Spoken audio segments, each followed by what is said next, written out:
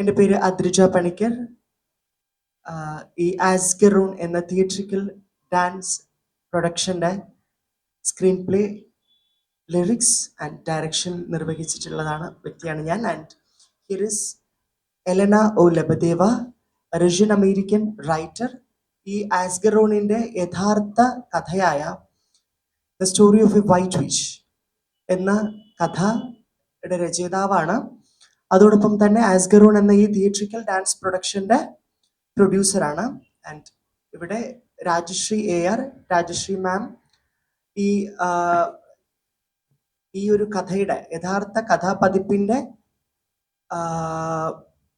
മലയാള വിവർത്തനം ചെയ്തതോടൊപ്പം തന്നെ ഈ ഒരു പ്രോജക്റ്റിൻ്റെ എല്ലാ മേഖലകളിലും പ്രവർത്തിക്കുന്ന വ്യക്തിയാണ്. ആൻഡ് മഹാലക്ഷ്മി എല്ലാവർക്കും സുപരിചിതയായ ഒരു കലാകാരിയാണ്, അഭിനേത്രി, അതോടൊപ്പം തന്നെ പ്രശസ്തയായ ഒരു നർത്തകിയാണ്. അതോടൊപ്പം ഇതുപോലെയുള്ള തിയേറ്ററിക്കൽ പ്രൊഡക്ഷൻസ് എൻ്റെ ഒക്കെ ഒരു ഡയറക്ടർ കൂടിയാണ്. And Vinu Varma, one of the actors, and he's from Bangalore, also a theatre actor. And we have Vicky Bhardiya from Delhi. He's a chow dancer, also an actor and cinema choreographer ആയിട്ട് work ചെയ്യുന്നു. And we have Devesh, who is a famous Kuchipudi artist from Trivandrum തന്നെയാണ്, but now he's in Bangalore, I think. Okay, and we have Shama. She's my senior disciple. She's playing ഇതിന്റെ പ്രധാന ഒരു കഥാപാത്രം അവതരിപ്പിക്കുന്നത് ശ്യാമയാണ്. ശ്യാമ ഭരതനാട്യത്തിൽ ഇപ്പോൾ post graduation ചെയ്തുകൊണ്ടിരിക്കുന്നു. അനുഗ്രഹയും ഇതിലൊരു കഥാപാത്രം ചെയ്യുന്നുണ്ട്. അനുഗ്രഹ ശ്യാമയുടെ സ്റ്റുഡൻ്റ് ആണ്. സോ ഒരു ബ്രീഫിംഗ് അബൌട്ട് ആസ്ഗറൂൺ. ഒരു തമാശ, ഒരു സർക്കാസ്റ്റിക്കലി ഇതിനെക്കുറിച്ചൊന്ന് പറയുകയാണെങ്കിൽ ഞാൻ പറയും, ഹാരി പോട്ടറും സ്ട്രേഞ്ചർ തിങ്സും പ്രണയിച്ചു, അവർ പിരിഞ്ഞു. ഹാരി പോട്ടർ മലയാളം സിനിമയായ കുമാരിയെ വിവാഹം കഴിച്ചു. സ്ട്രേഞ്ചർ തിങ്സ് തുമ്പഡ് എന്ന സിനിമയെ കല്യാണം കഴിച്ചു. ഈ രണ്ടു കൂട്ടർക്കും ഒരു കുട്ടി ഉണ്ടായി. അവർ പരസ്പരം കല്യാണം കഴിച്ചു എന്നിരിക്കില്ല, അവർക്കുണ്ടാവുന്ന ഒരു കുട്ടിയായിരിക്കും ആസ്ഗറൂൺ എന്നൊരു സർക്കാസ്റ്റിക്കലി ഐ ക്യാൻ സേ. കാരണം മാന്ത്രികം, അതോടൊപ്പം തന്നെ കർമ്മം, കാർമ്മികമായ ഒരു ചുരുളി, ദ കാർമിക് ലൂപ്പ്, അതോടൊപ്പം ഒരു വിധി, പുനർജന്മം, ഇതെല്ലാം ഇത്തരം ഒരു ഫാന്റസി ആയിട്ടുള്ള ഇത്തരം കാര്യങ്ങളെ പ്രണയത്തിന്റെ, അതും വളരെ വ്യത്യസ്തമായ രീതിയിൽ പ്രണയത്തിന്റെ ഒരു ലെയറിങ്ങോട് കൂടിയിട്ട് അവതരിപ്പിക്കുന്നതാണ് ആസ്ഗറൂൺ എന്ന നാടകം. ഒരു തിയേറ്ററിക്കൽ ഡാൻസ് പ്രൊഡക്ഷൻ എന്ന് പറയാം. കാരണം നൃത്തത്തിനു തത്തുല്യമായി പ്രാധാന്യം നൽകിക്കൊണ്ട്, അത് ശാസ്ത്രീയമായ നൃത്തം മാത്രമല്ല, മോഡേൺ ആയ നൃത്തത്തിനും പറഞ്ഞതുപോലെ ചാവു പോലെയുള്ള മലയാളികൾക്കൊട്ടും സുപരിചിതമല്ലാത്ത നൃത്തത്തിനുമൊക്കെ പ്രാധാന്യം നൽകിക്കൊണ്ട് ക്രിയേറ്റ് ചെയ്തിരിക്കുന്ന ഒരു നാടകം.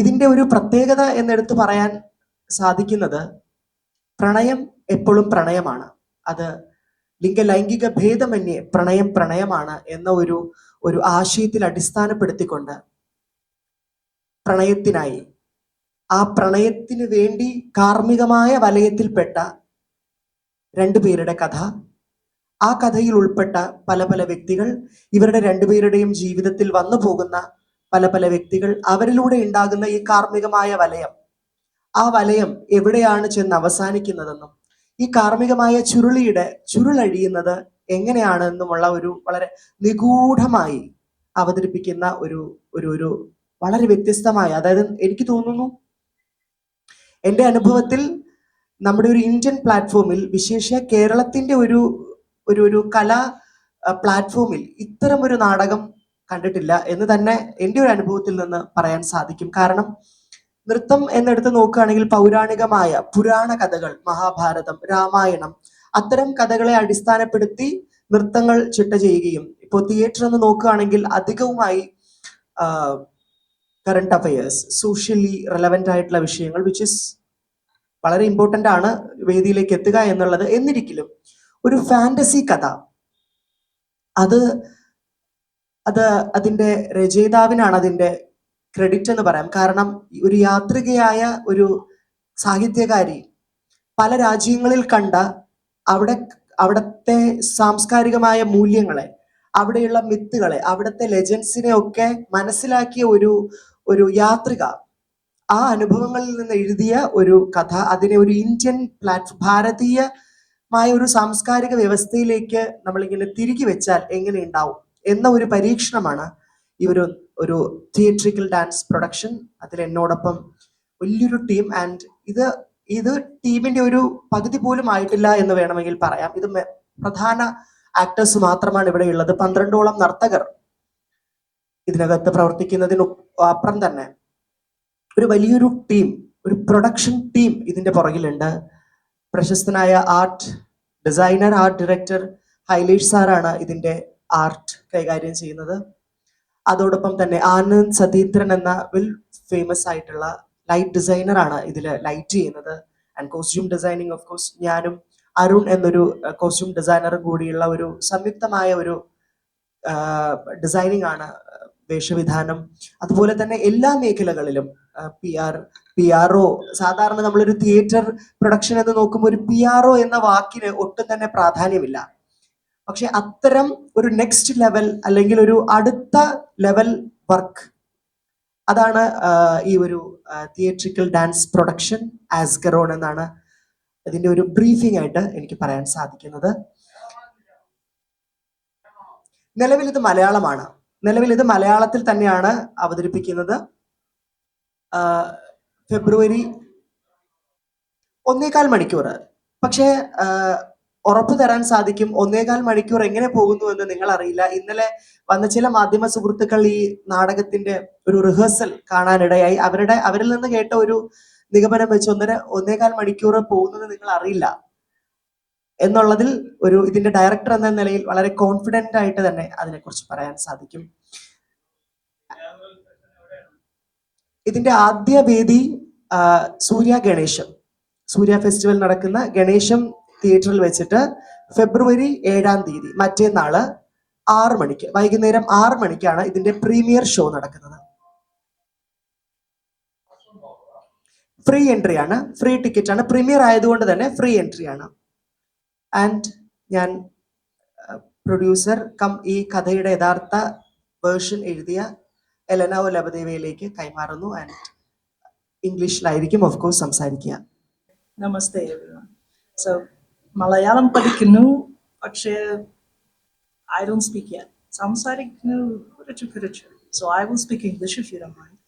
So I am Russian by descent. I live in the United States, but I love your country. I love India with my heart. So a year ago, I came to Kerala with my sister and other friends for Ayurvedic program.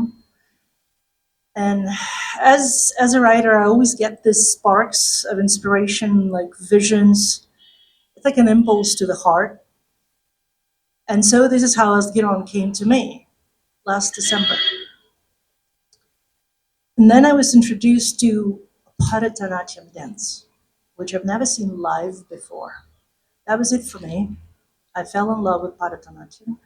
And with that love came an idea that I want my play, which was a poem in Russian at that time, to be presented through a media of beautiful Bharatanatyam dance. And then the rest is history. As the higher power guided me, I met the right people. I met this beautiful team of extremely talented young professionals that I can't thank enough. And I admire them highly for their skills, their professionalism, and their overwhelming talent, and Guru Adrija specifically. And then my friend Rajashri, who is a translator of the original story into Malayalam. That's how it happened in the beginning. And so you see us here because of that. Now the play is coming to life. It's about, as Guru Adrija said, it's about karma, it's about fate, it's about love, it's about sacrifice in the name of love. And of course, it's about obedience to the higher power, obedience to the higher purpose in life. That was my idea. So all these characters have their own fate to pursue. And at the end, they all sacrifice something in the name of the higher purpose. So whatever gods tell us to do, these characters did. So please come and see if you wish. It's an amazing collaboration between, it's international, pretty much so in nature, because I'm Russian, live in the States, and these beautiful people are from Kerala. So it's a collaborative project between Indian and Russian artists, pretty much so. And please come and see the play if you can. Thank you. Nani. Rajashree മാമിലേക്ക് 2 വാക്ക് പറയാനായി.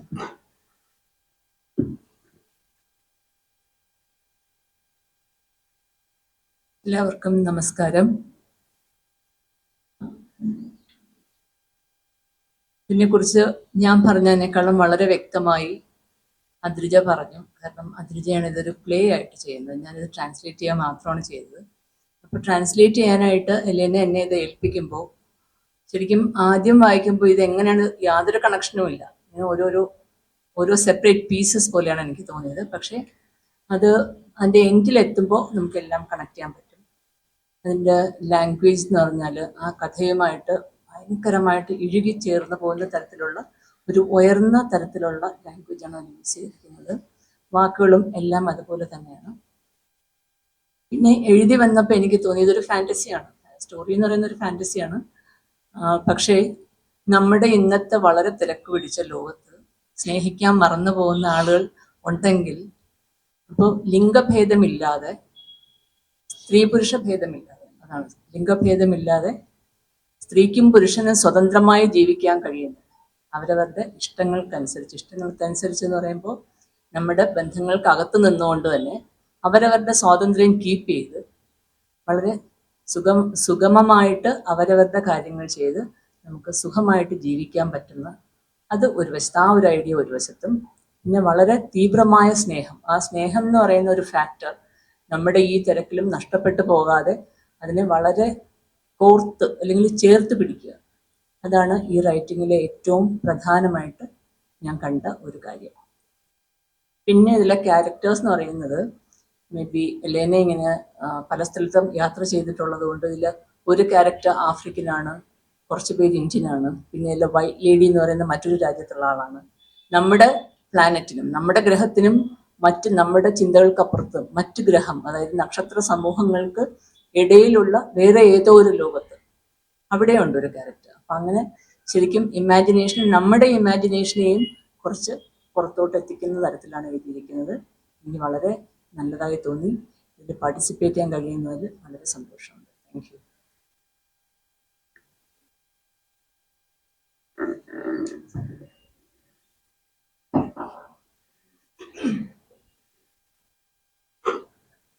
Hi, എൻ്റെ പേര് ബിനു. ഒരു theatre artist movies ഒക്കെ ചെയ്യുന്ന ഒരാളാണ്. മലയാളത്തിലും തെലുങ്കിലും ഒക്കെ ആയിട്ടാണ് ചെയ്യുന്നത്. ഈ പ്രൊജക്റ്റിലേക്ക് ഞാൻ വളരെ യാദൃശികമായിട്ടാണ് വരുന്നത്. ഈ ഒരു ഡബിങ് ചെയ്ത് ഇതിൻ്റെ വീഡിയോ അതിൽ കണ്ടിട്ട് എന്നെ വിളിക്കുകയായിരുന്നു. അങ്ങനെ ഇതിന് വന്നു. ഞാൻ ഇതിനു വേണ്ടി ഡബിങ്ങിന് വേണ്ടി ആദ്യം വന്നത്. ഡബിങ് ചെയ്ത് തിരിച്ചു പോയി കുറച്ച് കഴിഞ്ഞപ്പോൾ എന്നെ വീണ്ടും വിളിച്ചിട്ടുണ്ടായിരുന്നു. ഒരു ക്യാരക്ടറുണ്ട്, കേൾക്കാം. അങ്ങനെ കഥ കേട്ടിട്ട് ഞാൻ ഭയങ്കര എക്സൈറ്റഡ് ആയിരുന്നു. ഇത് ഫാൻറ്റസി ആണ് ഇതിൻ്റെ ജോണറെങ്കിലും ഇത് ടച്ച് ചെയ്യുന്ന പോയിന്റ്സ് വളരെ റെലവെന്റ് ആയിട്ട്, അതായത് ഇന്നത്തെ സൊസൈറ്റിയിൽ വളരെ റെലവെന്റ് ആയിട്ട് നമുക്ക് കാണാൻ പറ്റുന്ന ചില പോയിന്റ്സിലോട്ട് ടച്ച് ചെയ്ത് പോകുന്ന ഒരു കഥയാണിത്. സോ അതെന്നെ ഭയങ്കരമായിട്ട് എക്സൈറ്റ് ചെയ്തു. And the kind of role which was offered to me was ഭയങ്കര ത്രില്ലിംഗ് ആയിരുന്നു. ഡീറ്റെയിൽസ് എനിക്ക് പറയാൻ പറ്റില്ല, but it's very very exciting. ഇതിന്റെ തിയേറ്ററിക്സ് കാണാനായിട്ട് എല്ലാവരും വരണം. First of all the story is like very very fantasy filled and the whole theatrics of this will be very nice to watch on stage. അപ്പോൾ എല്ലാവരും വരണം, കാണണം. 7th 6:30 to 6 to 7:30 p.m.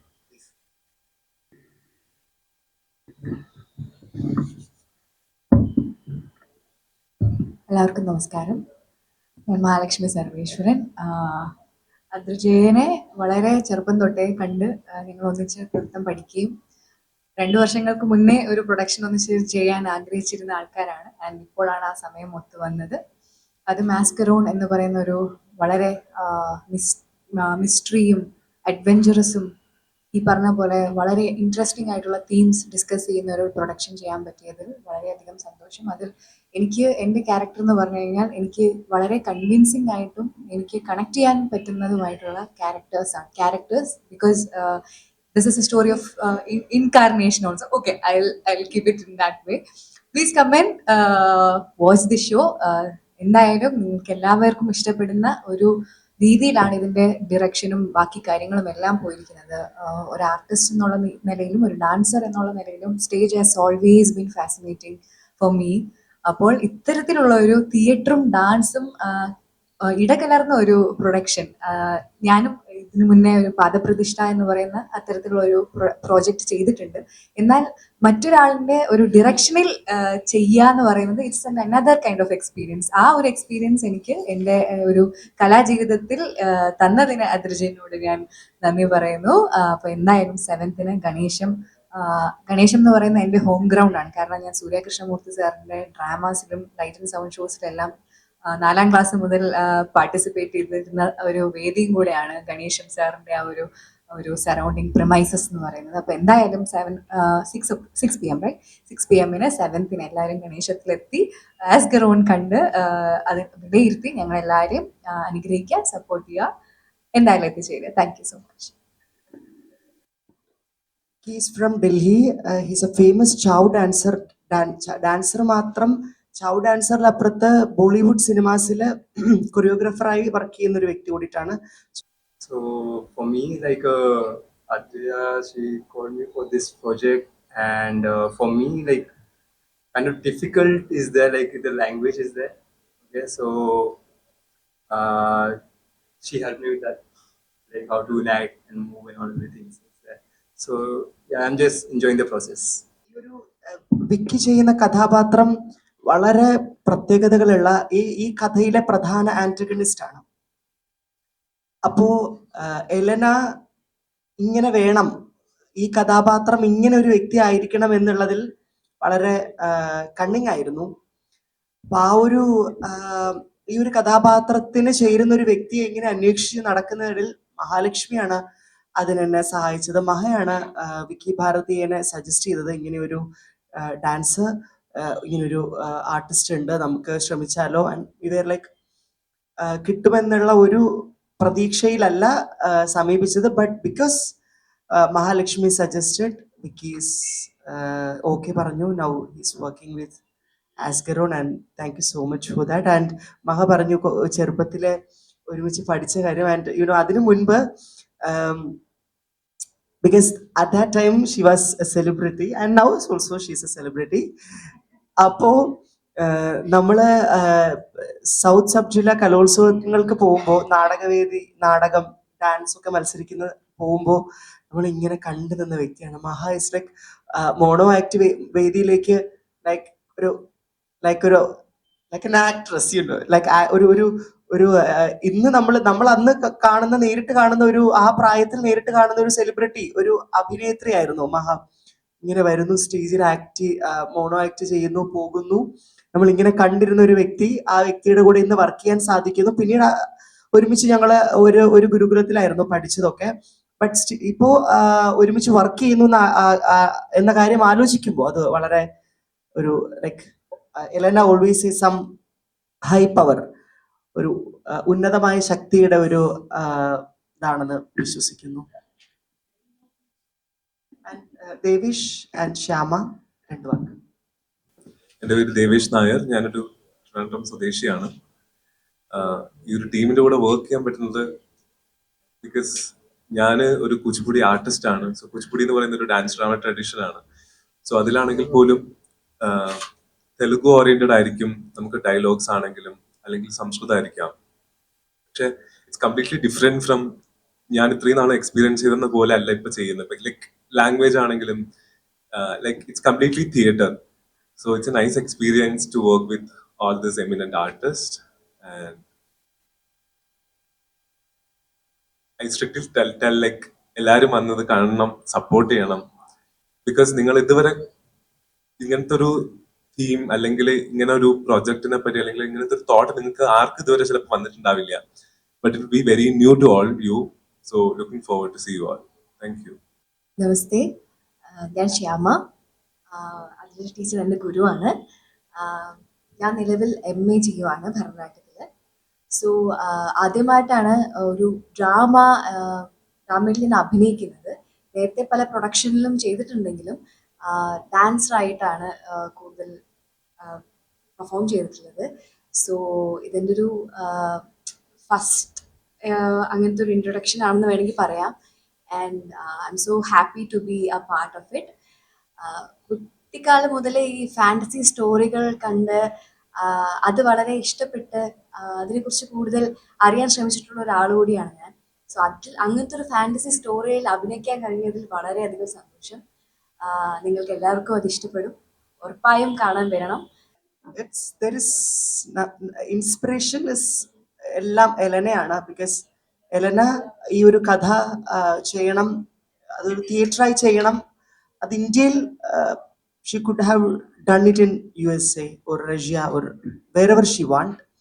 But still ഇന്ത്യയിൽ അത് ചെയ്യണം എന്നുള്ള, അതും കേരളത്തിൽ ചെയ്യണം എന്നുള്ള ഒരു ആഗ്രഹത്തിലാണ് കണ്ടെത്തുന്നത്. ആക്ച്വലി അതിന്റെ പുറകിലൊരു കഥയുണ്ട്. അതായത് നമ്മള് നല്ല കാര്യങ്ങൾ നടക്കുന്നതിന് മുമ്പ് ഇടയ്ക്കിടയ്ക്ക് ഇങ്ങനെ അത് നല്ല കാര്യങ്ങൾ എത്തുന്നതിന് മുൻപേ ഉണ്ടാകുന്ന കുറെ ഹഡിൽസ് ഉണ്ടല്ലോ. അങ്ങനെ ഒരുപാട് ഹഡിൽസിലൂടെ പോയിട്ടാണ് ഇന്ന് മറ്റന്നാൾ ഇത് സ്റ്റേജിലെത്തുന്നത്. സോ ഇതിന്റെ ഇൻസ്പിറേഷൻ ഇറ്റ്സ് ഓൾ എലന. ഇതിന്റെ ആ കഥാ തന്തുവിനെ നമ്മുടെ ഇവിടുത്തെ ഒരു സാംസ്കാരിക മൂല്യത്തിലേക്ക് എഴുതി ചേർത്തു എന്ന് മാത്രമാണ് ഞാനും രാജശ്രീ മാമും ചെയ്തിട്ടുള്ളത്. ബാക്കി ഇതിന്റെ ഒരു തോട്ട്, ആ കഥ, അതിലെ കഥാപാത്രങ്ങൾ, ആ കഥാപാത്രങ്ങളുടെ സവിശേഷത എല്ലാം എലന തന്നെയാണ്. And as I said, the higher power എന്നിലേക്ക് എത്തി. അതായത് if there is something meant to be yours, അത് എങ്ങനെ ഇരുന്നാലും നിങ്ങളിലേക്ക് തന്നെ എത്തുമെന്ന് പറയുന്നത് പോലെയാണ് ഇത് എന്നിലേക്ക് എത്തിയത്. And I am so happy and I am so thankful to Elena for making me the director of this project. Okay, 1969 Stonewall in riot കലാപത്തിൽ തുടങ്ങി ഇങ്ങോട്ടേക്ക് ലിംഗലൈംഗിക ന്യൂനപക്ഷ മനുഷ്യർ നേരിടുന്ന പ്രശ്നങ്ങൾ എല്ലാ കാലവും ഉണ്ടായിക്കൊണ്ടേയിരിക്കുന്നുണ്ട്. അവരുടെ അതിജീവനത്തിന്റെ കഥ, അതിജീവനത്തിന്റെ സമരം എല്ലാ കാലവും തുടർന്നുകൊണ്ടിരിക്കുകയാണ്. 1969 നിന്ന് 2026 എത്തി നിൽക്കുമ്പോൾ വരെ.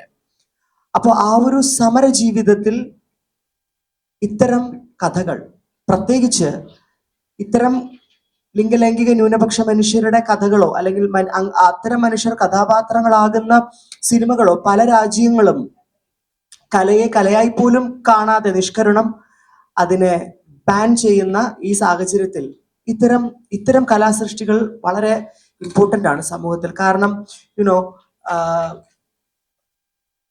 ജാത്യമായ അവഹേളനത്തെ തുടർന്ന് കുഞ്ചൻ നമ്പ്യാർ അങ്ങനെ ഒരു കലാരൂപം ഉണ്ടാക്കിയില്ലായിരുന്നെങ്കിൽ ഇന്ന് നമ്മുടെ കയ്യിൽ ഓട്ടൻതുള്ളൽ ആ ഒരു സീരീസിലെ 3 തുള്ളലുണ്ടല്ലോ, ഈ തുള്ളൽ പ്രസ്ഥാനം നമുക്ക് ഉണ്ടാവില്ലായിരുന്നു. അതെവിടെ നിന്നാണ് ഉണ്ടായത്? അധിക്ഷേപത്തിൽ നിന്നുണ്ടായ ഒരു പ്രതിഷേധമാണ്. അതുപോലെ കല എല്ലാ കാലവും അങ്ങനെ തന്നെയാണ്. ഞങ്ങൾ ഭരതനാട്യത്തിലെ ദേവദാസിമാരുടെ കഥ പറയുമ്പോൾ, ദേവദാസിമാരായാലും ഇപ്പോൾ പാകിസ്ഥാൻ, ഇന്നത്തെ പാകിസ്ഥാൻ, അന്നത്തെ ഇന്ത്യ, ഭാരതം, അപ്പോൾ അവിടുത്തെ ഈ ത്വവൈഫ്സ് എന്ന് പറയുന്ന നമ്മുടെ ദേവദാസിമാരെ പോലെ തന്നെയുള്ളവർ, അവർ അതിജീവനത്തിന് വേണ്ടി കലയെ പ്രതിഷേധമാക്കി സമരമാക്കി മാറ്റി പോരാടിയവരാണ്, സ്വാതന്ത്ര്യ സമര പോരാട്ടങ്ങളിൽ ഇറങ്ങിയവരാണ്. അപ്പോൾ കലാകാർ എല്ലാ കാലവും ഒരു സമൂഹത്തിലേക്ക് കലയിലൂടെ കലാകാരന്മാർ മാത്രമല്ല എഴുത്തുകാരും കലയിലൂടെയും എഴുത്തിലൂടെയും തങ്ങളുടെ പ്രതിഷേധം അറിയിക്കുന്നവരാണ്. ഇത് അങ്ങനെ ഒരു ചെറുത്തുനിൽപ്പിന്റെ, ഈ കഥയും അത് തന്നെയാണ് പറയുന്നത് കേട്ടോ. ഒരു ചെറുത്തുനിൽപ്പിന്റെ, 2 പേരുടെ പ്രണയത്തിന് വേണ്ടിയുള്ള ചെറുത്തുനിൽപ്പിന്റെ പ്രതിഷേധത്തിന്റെ കഥയാണ്.